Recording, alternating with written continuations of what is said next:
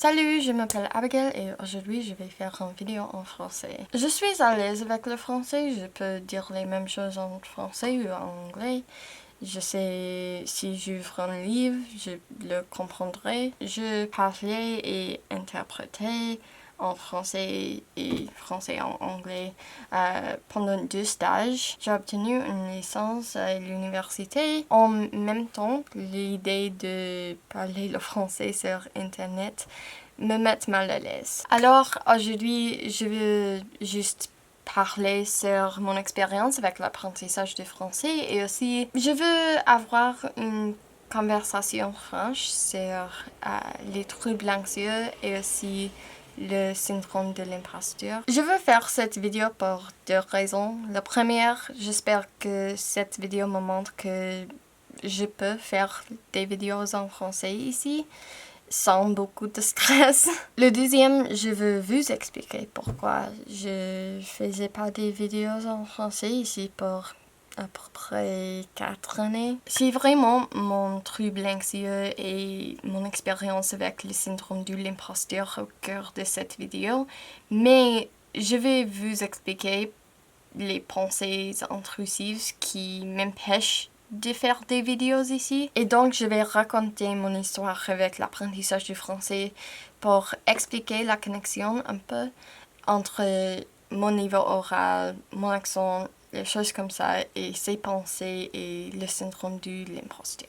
C'est difficile à décrire mes sentiments, mais j'espère que je puisse bien décrire ces choses. Il est très difficile pour moi de faire cette vidéo, donc avant que vous écriviez en commentaire, s'il vous plaît, juste regardez toute la vidéo. Alors, je commence la vidéo avec mon expérience avec l'apprentissage du français. J'ai commencé d'apprendre la langue pendant ma dernière année du collège, pendant 8th grade en anglais. Et pendant que j'apprenais la langue au collège, au lycée, le français oral développait d'être mon point faible. Il y a beaucoup de raisons pour ça, mais en général, c'est juste j'apprenais la langue sans beaucoup de pratique orale. Il y avait des exercices oraux en classe, oui, mais il y a plus des exercices comme les rédactions, les lectures, quoi. Et aussi en école, beaucoup de la pratique orale, c'était pour des examens oraux. Nous avions beaucoup des examens oraux et la pratique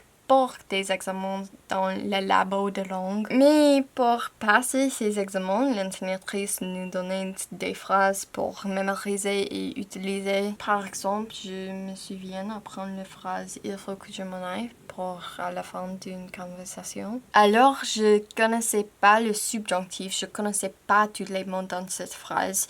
C'est juste je dois dire « il faut que je m'en aille » à la fin d'une conversation sur l'examen. Je pense que ça, c'est le plus grand problème avec l'apprentissage d'une langue dans l'école secondaire aux États-Unis.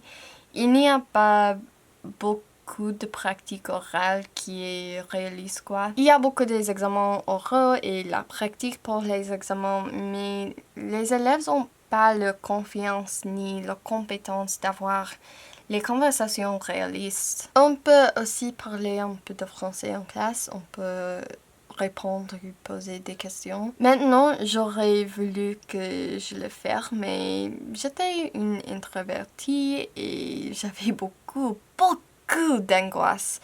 Et donc, je ne parlais pas beaucoup en classe. J'étais toujours un plaisir d'avoir en classe. J'étais une personne à l'écoute et donc, je développais un bon niveau de compréhension en français. Mais bien que j'avais un bon niveau quand j'écoutais des choses, j'avais pas le même niveau oral et ça c'est le cas maintenant aussi. Quand j'ai commencé à l'université, j'ai dû faire une évaluation diagnostique pour déterminer mon niveau en français. Le résultat me dit que j'avais un niveau plus avancé que le cours le plus avancé de l'université. Je pense que ce résultat est pourquoi j'ai commencé à avoir le sentiment d'être un imposteur. Pour chaque cours à l'université en français, on a dû faire une nouvelle évaluation diagnostique spécifique pour ce cours. Et chaque semestre,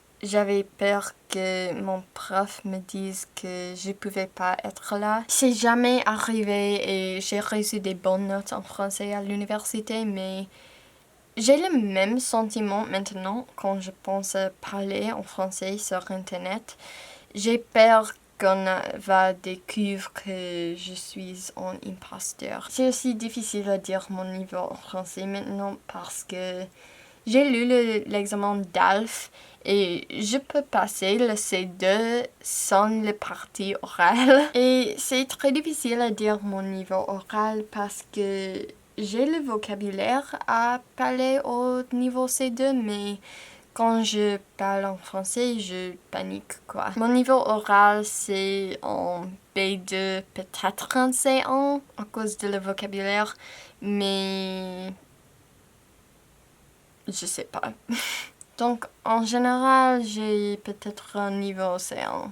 Aujourd'hui, j'ai peur de faire des vidéos en français ici à cause du syndrome de l'imposteur et ses sentiments.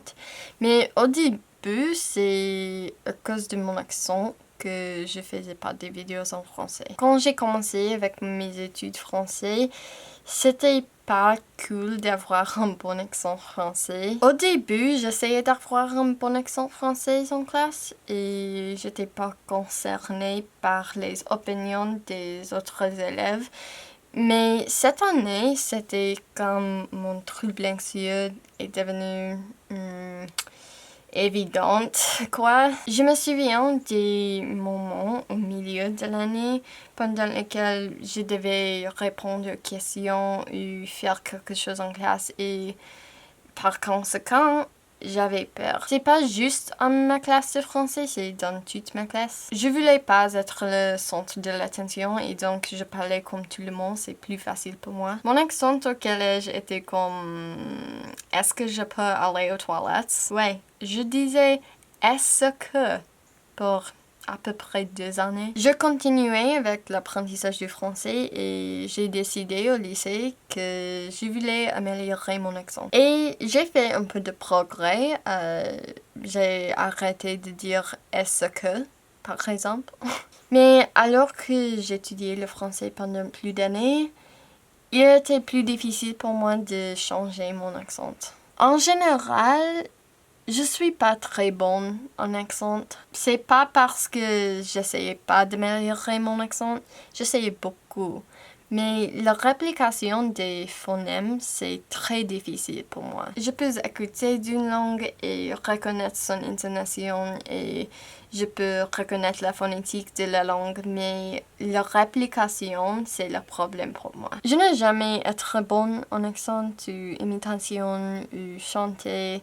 C'est juste très difficile pour moi de répliquer les sons d'une autre. La seule exception, c'est mon accent américain. L'anglais est ma langue maternelle, mais quand j'étais une enfant, j'avais un accent différent. Je disais les choses comme walk for rock and water for water. C'est difficile à faire maintenant, mais je me souviens en temps où mon instituteur s'est moqué de moi en classe parce que j'ai dit crocodile ou comme ça. Et donc j'essaie de dire les phonèmes correctement et éventuellement j'ai dit rock et water. J'avais aussi un petit accent du sud. J'habitais en Virginie, donc c'est pas le vrai sud des États-Unis, mais quand j'ai déménagé au Connecticut, les élèves dans ma classe se moquaient beaucoup de moi parce que j'avais un accent du sud. Je pense que c'est pourquoi j'ai des problèmes avec les commentaires ou les commentaires potentiels sur mon accent.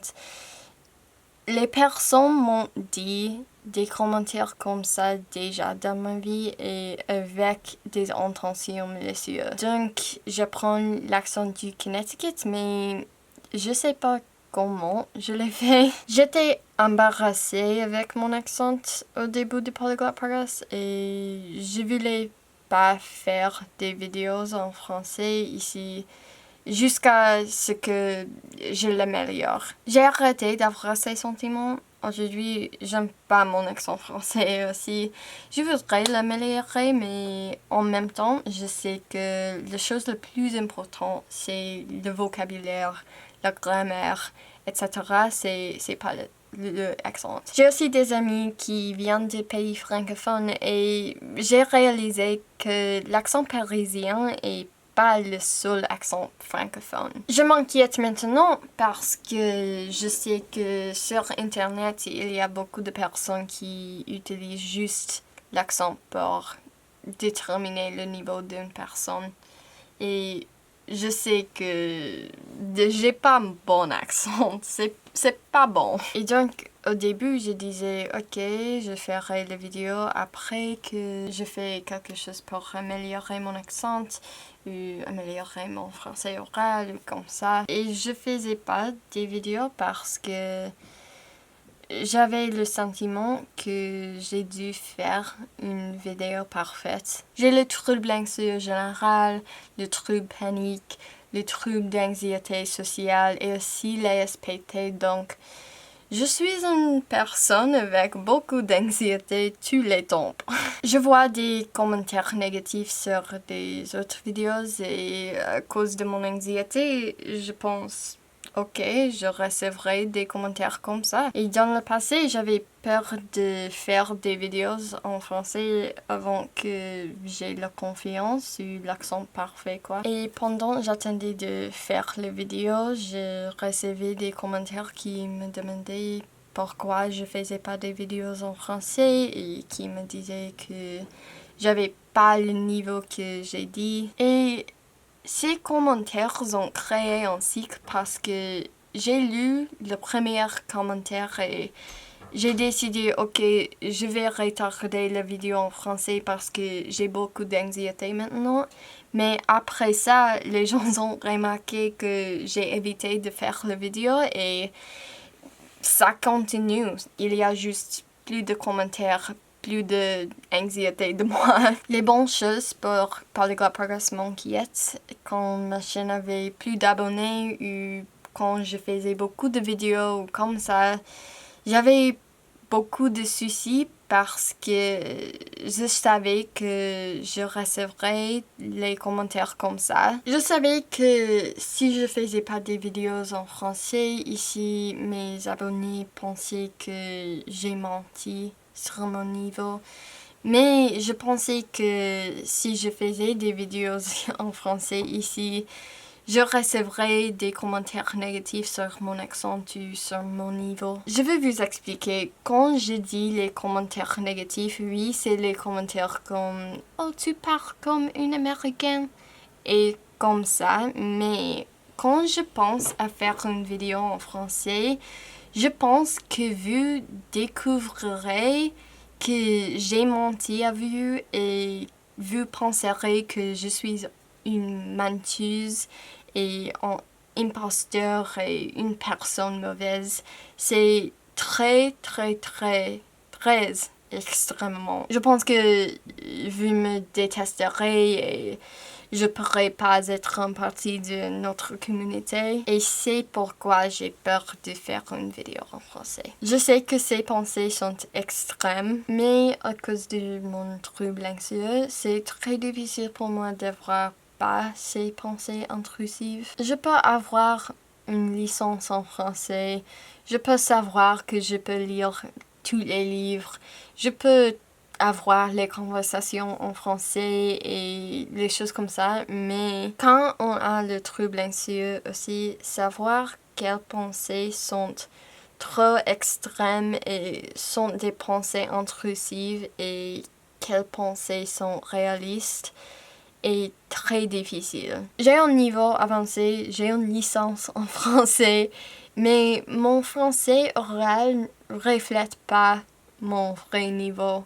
Et cela me frustre parce que sur YouTube, ça c'est le seul moyen de vous montrer mon français. Et en tant qu'une personne qui souffre du syndrome de l'imposteur et qui a du mal avec les idées des autres, c'est très difficile, très effrayant de me mettre dans une situation où je peux recevoir les commentaires des autres. Je sais que j'aurai l'anxiété pour toute ma vie. Je peux me sentir mieux, mais j'aurai des jours avec beaucoup d'anxiété et des pensées intrusives pour toute ma vie. Alors je pense que maintenant la meilleure chose pour moi est de faire les choses qui me mettent mal à l'aise et éventuellement elles seraient faciles aussi. J'espère que cette vidéo est pas trop triste ou trop anxieuse. Je suis vraiment optimiste maintenant. Ouais, à mercredi.